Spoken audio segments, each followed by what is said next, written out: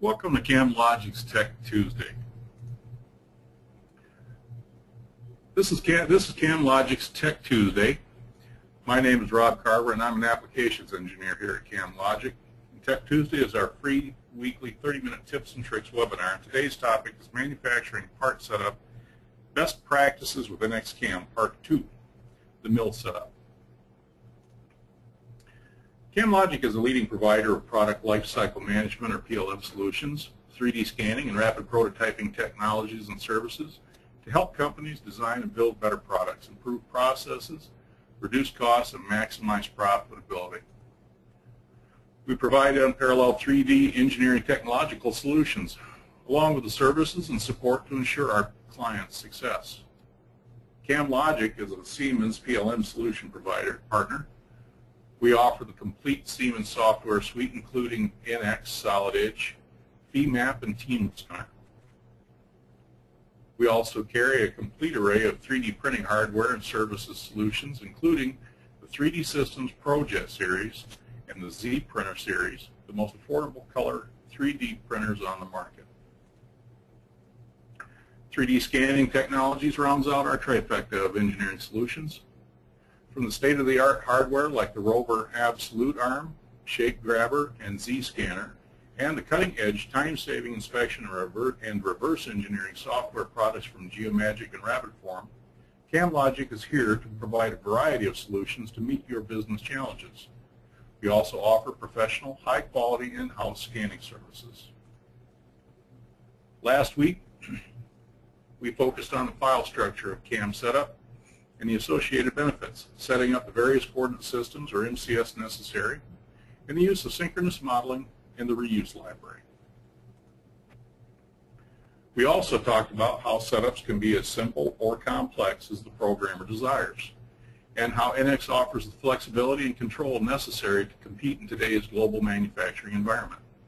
How the small job shop doing one-offs will benefit just as much as the large corporation setting up production runs by the workflow practices offered by NX. This week, we will continue with the NX CAM setup and the associated benefits, setting up the various coordinate systems, or MCS, necessary, creating geometry, tools, and toolpaths, and finally post-processing the program. So let's go.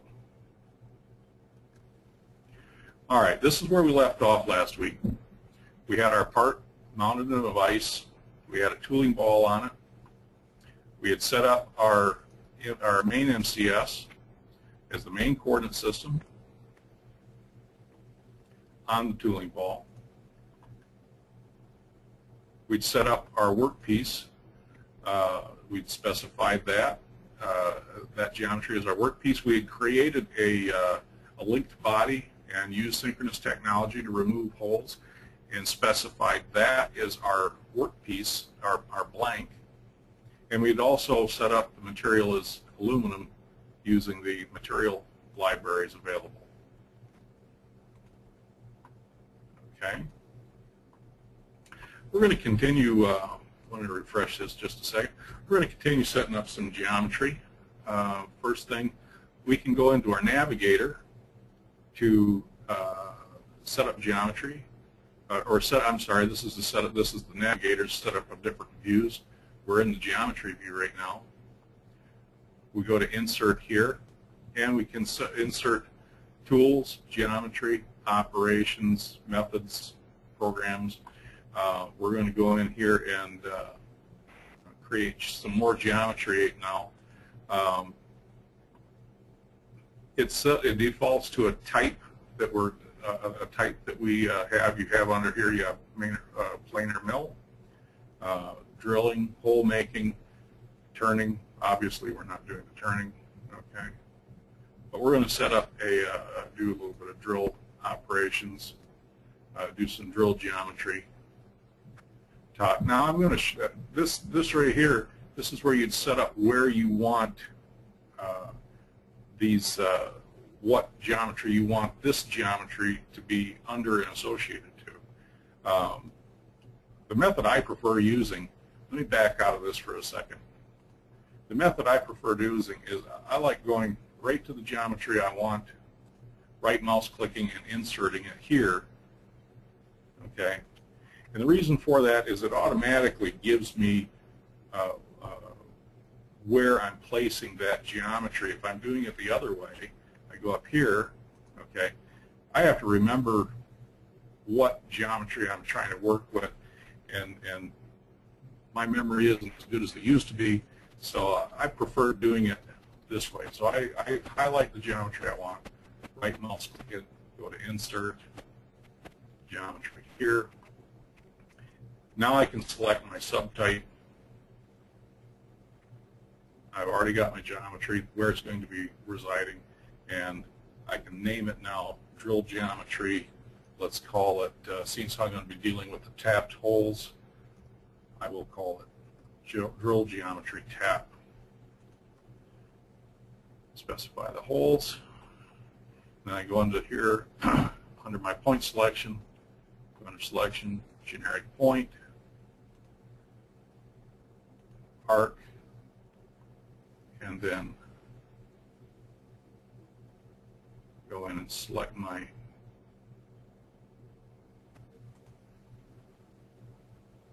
now. If you hold it on the feature, after a few minutes, you see the three little bars will come up. Let me see it here. If you right mouse click when those three little or left mouse click, I'm sorry, when those three little bars come up, now you can select those different objects that are within that that selection range. I like this edge here, so that's the one I'm going to select. And I hit OK, and I hit OK on that. And it's a little bit hard to see, but there's a number 3 in the center of this, number 2, number 1. You want to check those because it is possible when you're double clicking down through here to actually select a feature twice. So you want to make sure that your object count matches what you want, what you're trying to do here. And I hit OK. I'm going to specify now my top surface. I'll specify a face, and that's my top surface there. And I hit OK. So now I have drill geometry. Okay. Now, if I were to go in, I'll do it the other way, the way I don't like doing it. I'm going to go in and create some geometry here. Here again, drill geometry. This time I'm going to do the counterbore holes. Okay. And just I'm going to purposely have it in the wrong spot. I'm going to purposely pick it out here on the workpiece. Specify my holes. Select generic point. I want to show what happens if you do happen to make a mistake. Like I usually make a mistake.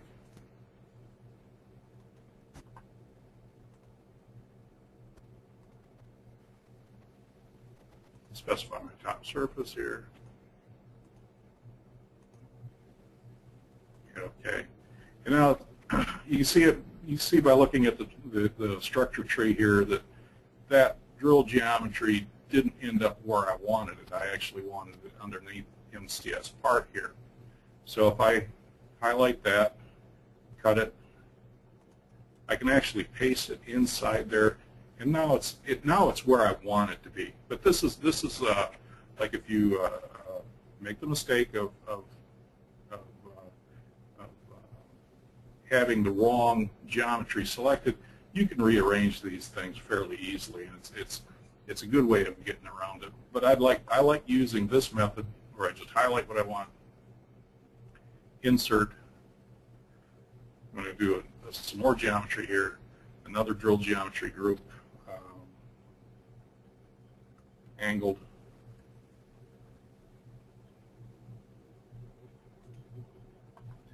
Specify my holes.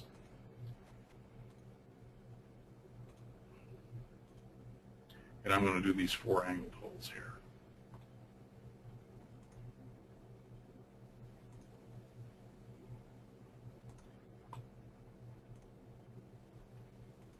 OK.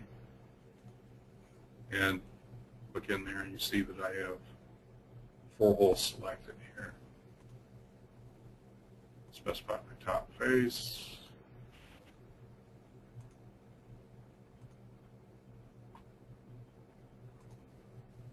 OK. And it falls underneath the coordinates, the coordinate system that I actually want. All right, let's go in and create a few tools now.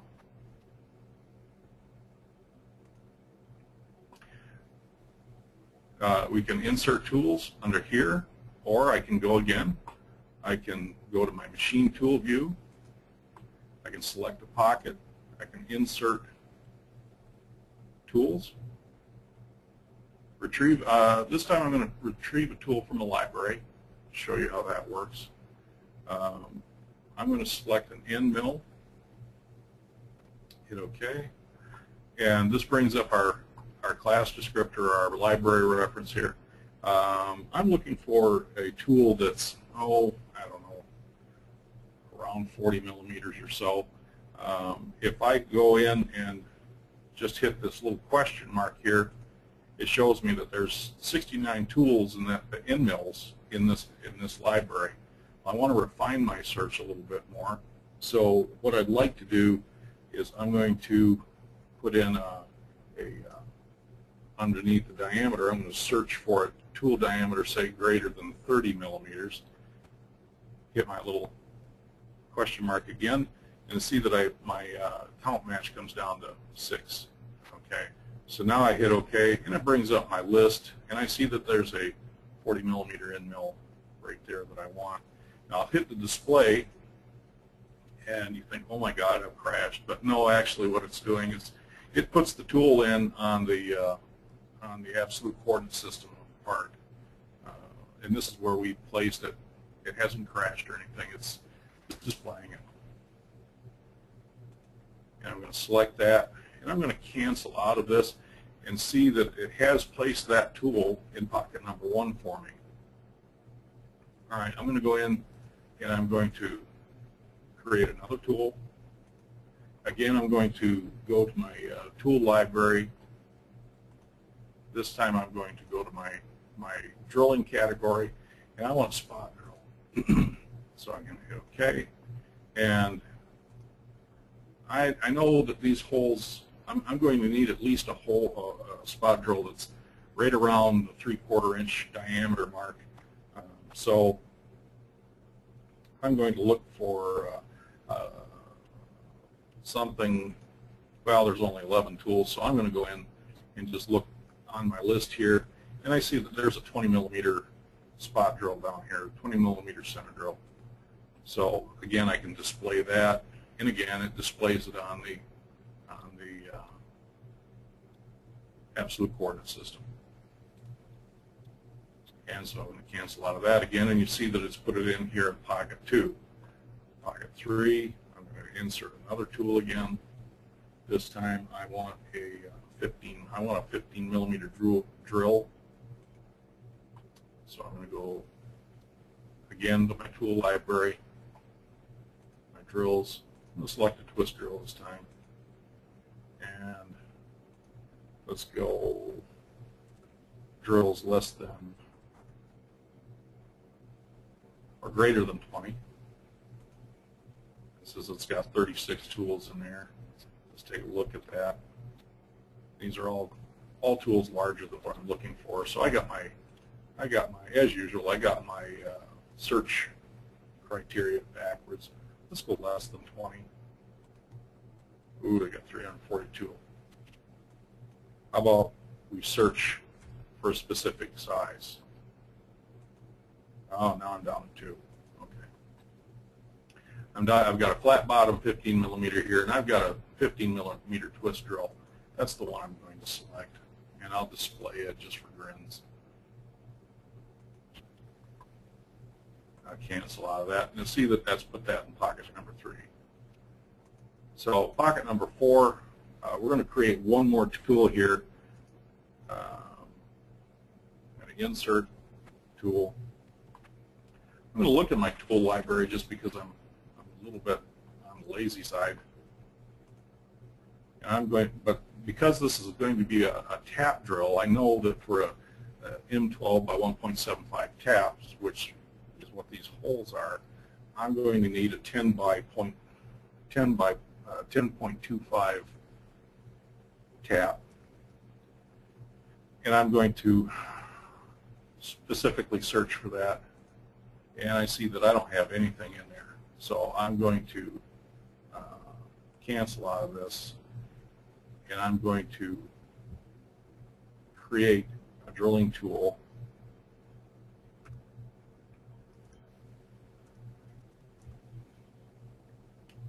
for pocket number 4.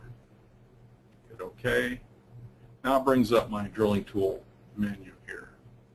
Okay, so I'll type in my diameter, 10.25.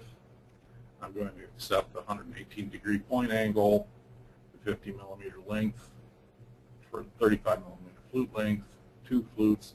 It's got a tool description of high-speed steel. I'm going to accept that. Just take this a little bit further. I'm going to find a shank for the tool. Again, the diameter of that shank is going to be a 10.25. I'm going to make it a 100-millimeter length on the shank and 0 taper length. Okay. You can see that it's building it up here. It's building our little picture up as we go. And I'm going to give it a holder as well. And I'm going to go to our holder library and retrieve a holder from the library.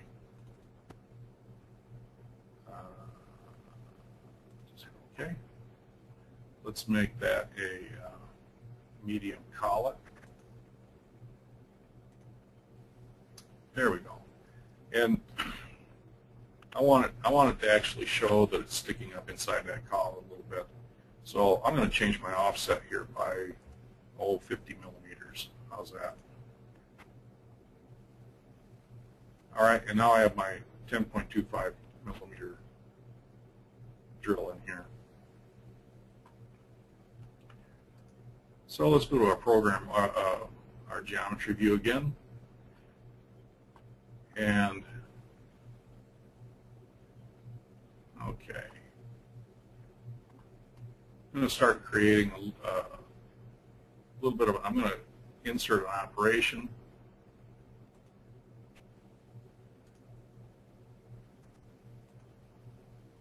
And I don't want to drill, I want to mill a face. Let's do a planar mill. Face milling. So you see how that if I hold the cursor over the icon, it gives me the option, face milling manual.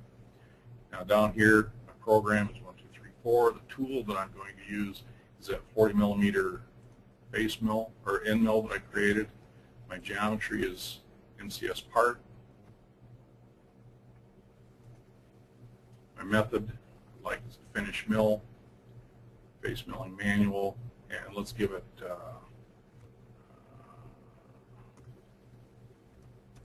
top. So now I'm going to go and specify my cut area and select this face. And down here, I'm going to my cut pattern. I'm going to pick as zigzag. And under the cutting parameters, I'm going to specify a cut angle here of the longest edge. And I'm going to generate that.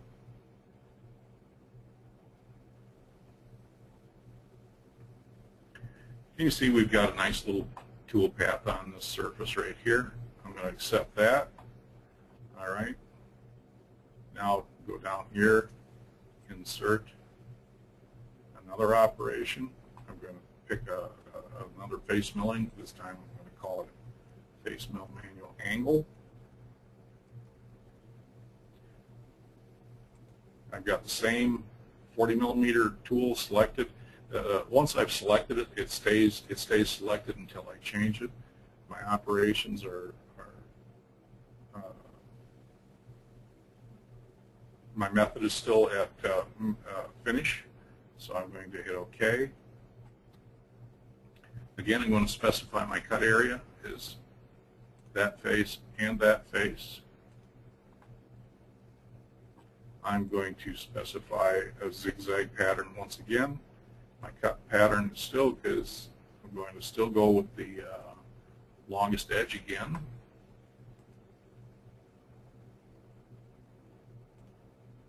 And generate that tool path. And you see we've got a nice little, it's smart enough to know that it can't crowd into this wall here, okay?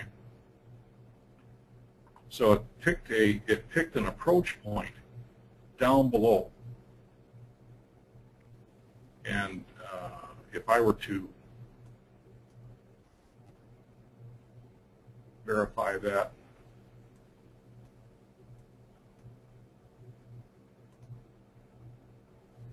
okay, that's good. And we're going to accept that.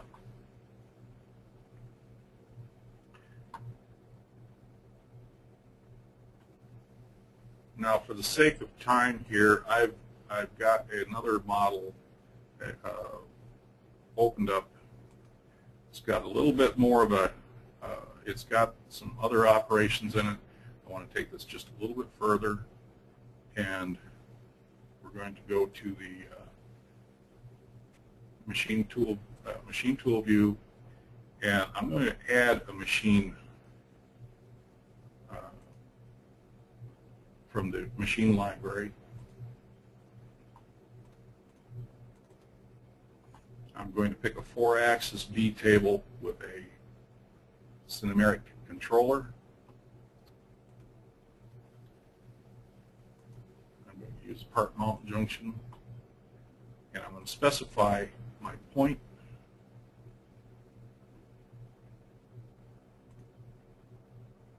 As a generic point.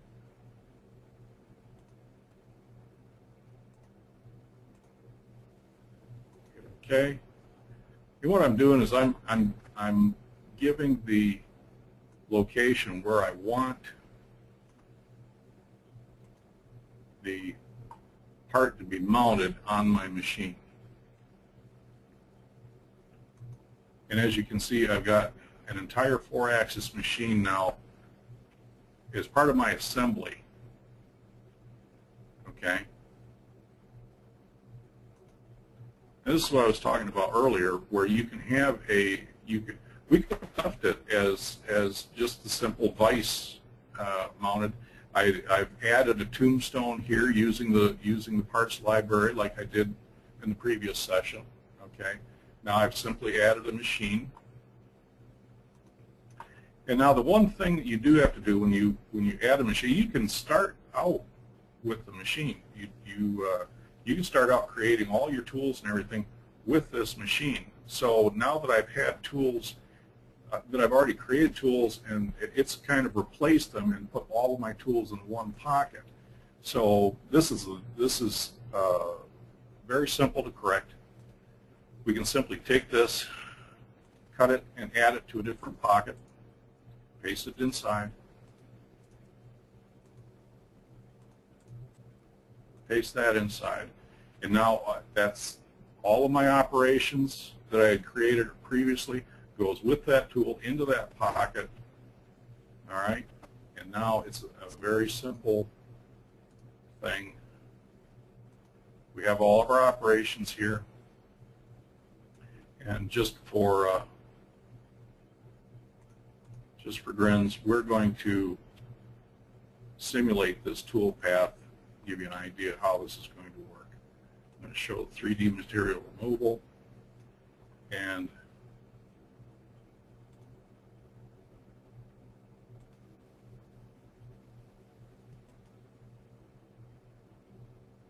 as you can see, it's in here.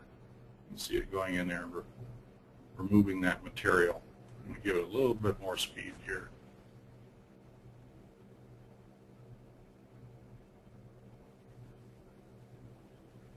You can see it goes through.